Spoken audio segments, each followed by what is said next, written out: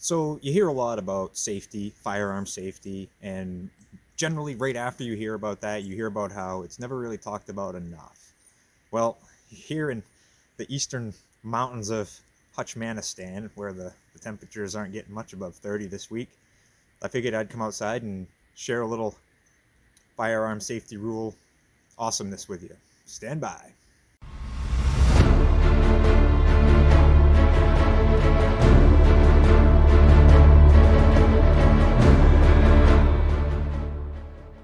All right, so first of all, be one of the guys at the range that are super thorough. The guys that always have their eye pro, their ear pro, everything's just all squared away. And if you're one of those guys and people stare at you like you have three heads, well, then you might want to keep an eye on those cats. The firearm laws are as simple as don't lick an electrical outlet or eat a running chainsaw, and very commonsensical like a square peg fits in a square hole. All right, team, so let's get into this. The four basic firearm safety laws are as follows. Number one, treat every gun as though it were loaded, regardless of perceived or actual condition. So I look at this like every gun is always loaded, right? Anytime any gun is handled or passed around, I double check the condition, the safety of it. And I don't care if Santa Claus hands you a pistol with a flower coming out of the end that when you pull the trigger, it makes fart noises. I'm going to make sure that that gun is safe when I get it and when I hand it back. So every time you handle a gun, it should be with the factual thought in your brain that this gun is loaded and ready to go. So be smart. Okay, number two, keep your finger off the trigger until you're ready to shoot. Everyone knows that it's the trigger that makes the gun work. I mean, even haters know that triggers make guns go bang, right? So then, why do so many accidental and negligible discharges happen? Because fingers end up on triggers when they're not supposed to be. It's as simple as that. Don't touch the trigger until you're ready to destroy something.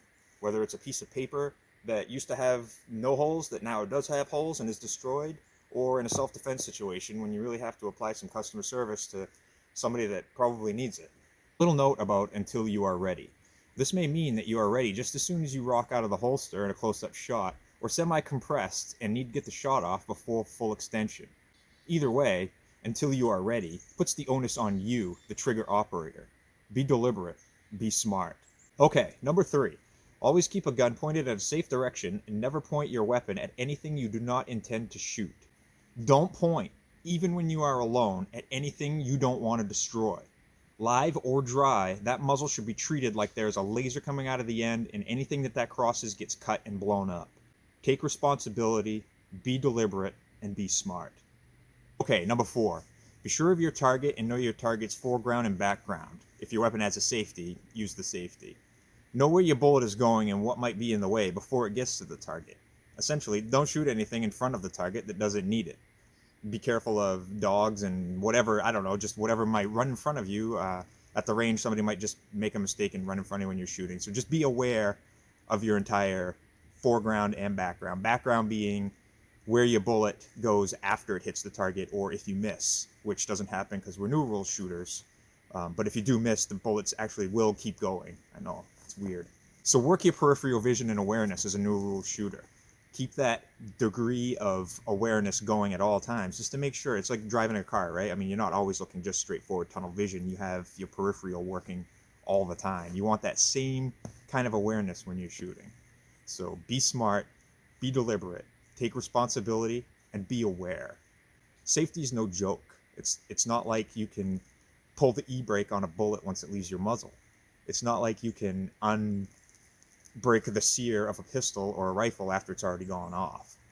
It's a deadly serious thing. So take it that serious. Your life depends on it, and so does mine. And I don't want to be shot on accident or on purpose, but on accident would stink even more, in my opinion. So go out there, be smart, teach smart, and be good shooters.